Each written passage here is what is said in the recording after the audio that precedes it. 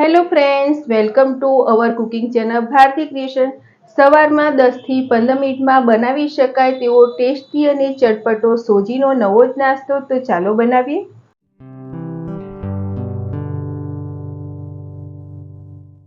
સોજીનો એકદમ ટેસ્ટી અને ચટપટો નાસ્તો બનાવવા માટે આપણે 1 કપ જેટલો સોજી લઈશું. આપણે જે ઉપમા બનાવવા માટે ઉપયોગમાં લઈએ છીએ તે સોજી લીધો છે. તેમાં આપણે અડધો કપ જેટલું દહીં મિક્સ કરીશું. દહીં તમે ખાટું અથવા મોળું બંને લઈ શકો છો. 1 નંગ જેટલું ઝીણું સમારેલું લીલું મરચું, થોડા ઝીણા સમારેલા લીલા ધાણા, ટેસ્ટ પ્રમાણે મીઠું મિક્સ કરીશું. પહેલા આપણે આ બધું સાથે મિક્સ કરી લઈએ, પછી જરૂર લાગે તેમ આપણે પાણીનો ઉપયોગ કરીશું. દહીં બરાબર મિક્સ થઈ જાય પછી તેમાં આપણે જરૂર પ્રમાણે પાણી મિક્સ કરીશું. આપણે આ બેટર છે એકદમ રની બનાવવાનું નથી, સહેજ ઘટ રહે તેવું બનાવીશું. લગભગ 1 કપ જેટલું પાણીનો ઉપયોગ થશે. પાણી બરાબર મિક્સ થઈ ગયું છે. હવે અત્યારે આપણે સોજીમાંથી આ નાસ્તો બનાવીએ છીએ એટલે સોજીને સરસ રીતે પલળી જાય એ માટે આ બેટરને આપણે 10 મિનિટ મૂકી રાખીશું. લગભગ 10 મિનિટ જેવું થઈ ગયું છે અને આપણે જોશું તો આ ખીરું પહેલા કરતાં સહેજ ઘટ થઈ ગયું છે અને સોજી પણ સરસ રીતે પલળી ગયો છે. આપણો નાસ્તો સરસ સોફ્ટ બને એ માટે આપણે અડધી ચમચી જેટલો ઈનો લઈશું અને 2 ચમચી જેટલું પાણી નાખીને આપણે ઈનોને આ બેટરમાં સારી રીતે મિક્સ કરી દઈએ. ઈનોની જગ્યાએ તમે ખાવાનો સોડા પણ લઈ શકો છો, પરંતુ બેટર આપણે આવું સહેજ ઘટ જ રાખીશું જેથી આપણો નાસ્તો છે સરસ રીતે બને. હવે આ બેટરમાંથી આપણે નાસ્તો બનાવીએ. નાસ્તો બનાવવા માટે આપણે જે ઢોસાનો નોનસ્ટિક તવો હોય છે તે લીધો છે અને તે સરસ રીતે ગરમ થઈ જાય પછી તેની ઉપર આપણે અડધી ચમચી જેટલું તેલ નાખીશું અને આ તેલથી આપણે તવાને સારી રીતે સ્પ્રેડ કરી લઈશું.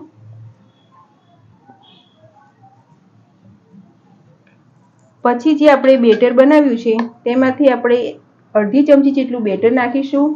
જે રીતે આપણે નાના નાના કોઈન બનાવીએ છીએ તે સાઈઝનો આપણે આ નાસ્તો બનાવીશું અને ગેસની ફ્લેમ આપણે મીડિયમ રાખીશું.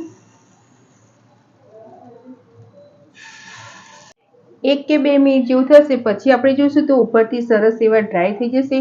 પછી તેને આપણે પલટાવી લઈશું. બધા જ કોઈનને આપણે આવી રીતે પલટાવી દઈશું અને જો તમને તેલ નાખવું હોય તો નાખી શકો છો અને તેલ વગર પણ આ સરસ રીતે પલટાઈ જશે. અને બીજી બાજુ પણ આપણે આને 1 થી 2 મિનિટ માટે આવી રીતે ક્રિસ્પી કરી લઈએ.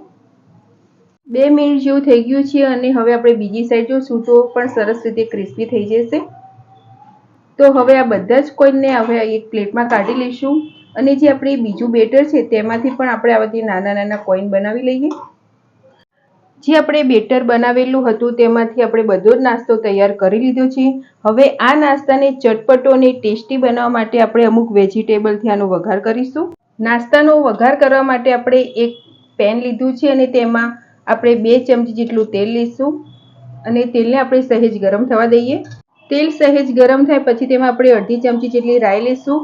રાઈ બધી સરસ રીતે ફૂટી જાય પછી અડધી ચમચી જેટલું જીરું, પિંચ જેટલી હિંગ નાખીશું. પછી આપણે 1 નંગ જેટલી ઝીણી કટ કરેલી ડુંગળી, 6 થી 7 નંગ મીઠા લીમડાના પાન, 2 નંગ જેટલા લીલા મરચાં લીધા છે જેને મેં આવી રીતે સ્લાઇસમાં કાપી લીધા છે. આ બધાને આપણે એકાદ મિનિટ માટે તેલમાં સારી રીતે સાંતળી લઈએ. ડુંગળી તેલમાં સહેજ સંતળાય પછી તેમાં આપણે 1 નંગ જેટલું કટ કરેલું ટમેટું, થોડું ઝીણું કટ કરેલું કેપ્સિકમ અને તેમાં અમુક મસાલા કરીશું. પિંચ જેટલી હળદર,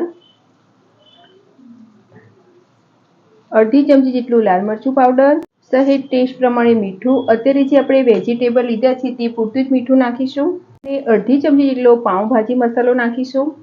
હવે આ બધું જ આપણે સારી રીતે સાંતળી લઈશું. આપણે મીડિયમ ફ્લેમ પર આને અડધો મિનિટ જેટલું સાંતળીશું. જે વેજીટેબલ આપણે સહેજ ક્રન્ચી રહે તે રીતે આપણે આને સાંતળીશું. આપણે વેજીટેબલને ઓવરકુક નથી કરવાના. વેજીટેબલ આપણા સરસ રીતે સંતળાઈ ગયા છે. હવે આપણો નાસ્તો સરસ ટેસ્ટી અને સહેજ ટેંગી ટેસ્ટ આવે એ માટે આપણે 1 મોટી ચમચી જેટલો ટમેટો કેચઅપ મિક્સ કરીશું અને પછી જે આપણે કોઈન બનાવીને રાખ્યા છે તે મિક્સ કરીશું. બધું જ આપણે હળવા હાથે સારી રીતે મિક્સ કરી દઈએ. આપણો નાસ્તો સરસ રીતે તૈયાર થઈ ગયો છે. હવે ગેસની ફ્લેમ આપણે બંધ કરીશું અને આની ઉપર આપણે સહેજ લીલા ધાણા સ્પ્રિંકલ કરીશું. હવે આ નાસ્તાને આપણે સર્વિંગ પ્લેટમાં સર્વ કરીએ. તો ફ્રેન્ડ્સ, તૈયાર છે એકદમ ટેસ્ટી અને ચટપટો સોજીનો નવો જ નાસ્તો. આ નાસ્તાને તમે જો ઇડલી કે ઢોસાનું ખીરું વધ્યું હોય તેમાંથી પણ બનાવી શકો છો. ખૂબ જ ટેસ્ટી બને છે, તેમજ નાના મોટા સૌને ભાવશે. જો તમને આ નાસ્તાની રેસીપી સારી લાગી હોય તો મારા વિડીયોને લાઇક, શેર અને આવી જ નવી નવી રેસીપી જોવા મારી ચેનલને સબસ્ક્રાઈબ કરજો. મારો વિડીયો જોવા બદલ થેન્ક યુ.